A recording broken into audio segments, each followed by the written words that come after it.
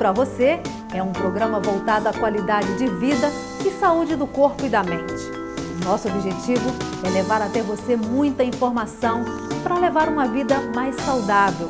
Vamos falar de atividade física, alimentação, estética e ainda dar dicas para prevenir e cuidar das doenças. Neste primeiro programa, o nosso convidado é o psiquiatra Dr. Glauco Arantes. Ele vai esclarecer as principais dúvidas a respeito de ansiedade.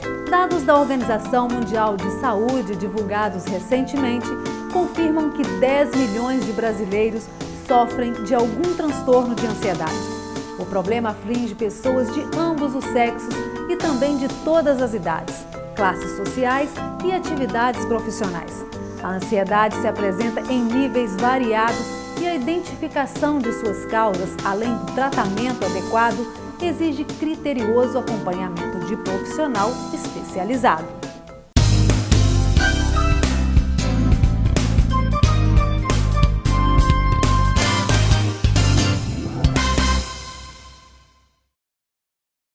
Ok, agora sim vamos conversar com o Dr. Glauco, que é psiquiatra, sobre ansiedade.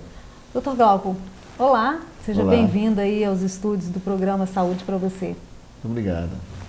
Glauco, fala pra gente primeiro então, a ansiedade, ela pode ser vista de alguma forma para nos beneficiar? Sim, a ansiedade é um sentimento normal. Todo sentimento que a gente tem, ele tem uma função. A ansiedade também. Por exemplo, né, quando a gente está em determinada situação da vida, que ela não está nos atendendo aos nossos desejos, não atende ao que a gente anseia, né? Aí isso gera uma ansiedade. Então, por exemplo, você está naquele emprego e está nele há muito tempo, você não está vendo perspectiva de crescimento. Então, isso é uma situação que costuma gerar ansiedade. Essa ansiedade é benéfica porque vai fazer você buscar algo melhor para você. Então, nesse ponto, ela é um benefício que a gente tem. Apenas quando ela é excessiva, né? Uma coisa exagerada que não é. Tá, agora, Glauco, nós temos uma pergunta de um telespectador, vamos ouvir a pergunta dele.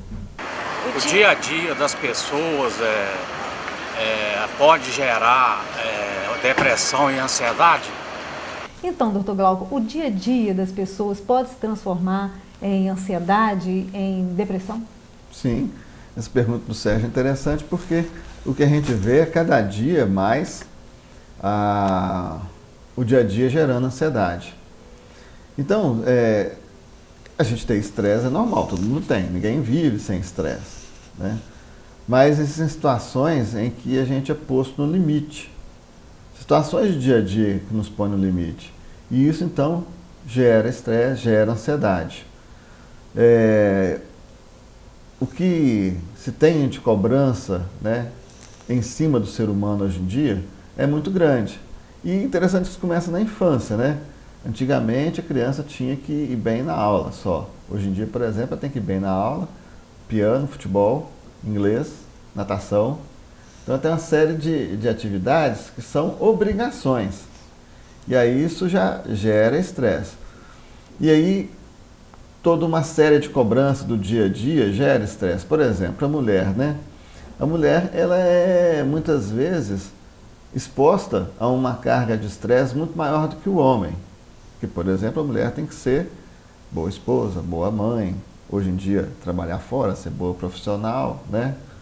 Bonita, tem que estar sempre linda com os padrões de beleza que se tem hoje em dia. Imagino que não seja fácil manter isso. Então tudo isso, que são coisas do nosso cotidiano, se encarado de uma forma muito a ferro e fogo, pode causar muito estresse. Agora, doutor Glauco, qual que é a diferença de ansiedade e depressão? Bom, a ansiedade, ela pode ocorrer dentro da depressão, o contrário não. A ansiedade, aliás, a depressão, ela é um sentimento de tristeza, uma tristeza desproporcional, por exemplo, pode estar ocorrendo alguma coisa que realmente nos deixe triste, mas aí essa tristeza é bem desproporcional ao fato. Ou até pode não ocorrer motivo nenhum e a gente ter essa tristeza desmotivada. Assim como também pode ocorrer, dentro de um quadro de tristeza, a ansiedade, que é essa sensação de que algo está para acontecer, que eu não sei o que é, nem que hora que vai ser. Então, mais ou menos, se você imaginar isso, que é a ansiedade, ela pode ocorrer, então, dentro de um quadro depressivo. Mas pode ocorrer também a depressão, que é a tristeza desproporcional e desmotivada, sem a ansiedade.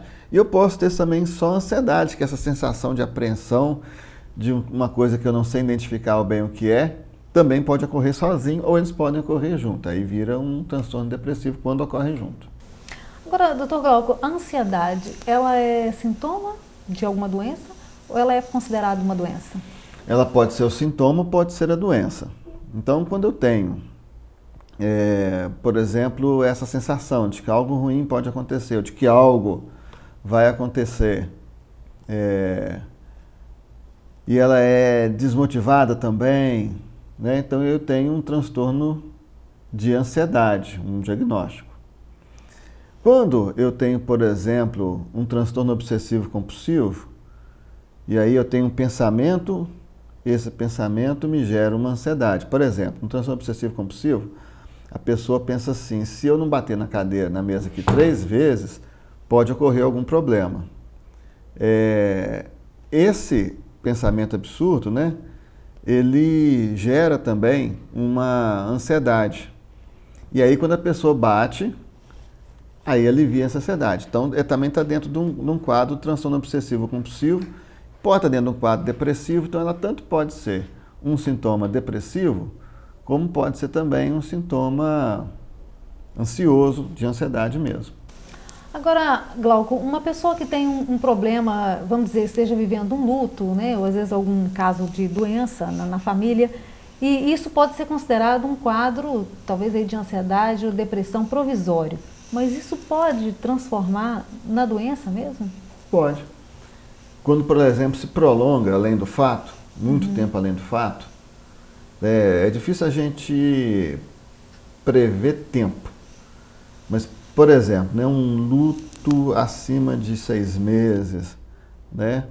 Ou você está esperando um emprego novo, a confirmação de um emprego, vamos supor. E aí esse emprego não vem. Então, assim, eu acabei de fazer o pedido de emprego, deixei meu currículo, e a pessoa falou, olha, nós vamos estudar o seu currículo e vamos te entregar, e vamos te chamar para uma entrevista, mas você aguarda, a gente vai te chamar.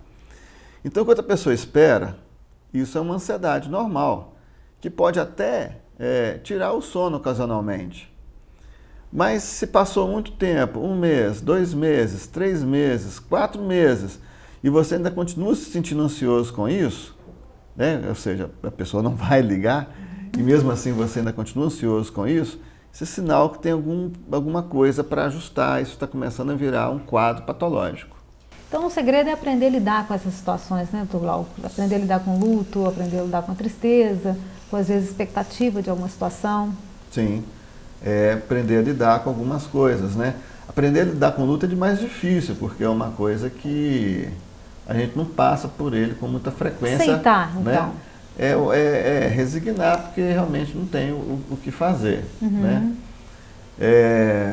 E para aprender a aceitar essas coisas, ou a lidar com o dia a dia nosso, que às vezes ele é ansioso, né? Ele é gerador de ansiedade, aí é necessário muito exercício mental, né? Aquela fechadinha no trânsito que já te deixa nervoso, aquele sinal que não abre quando você está com pressa, né? Aprender a lidar com isso.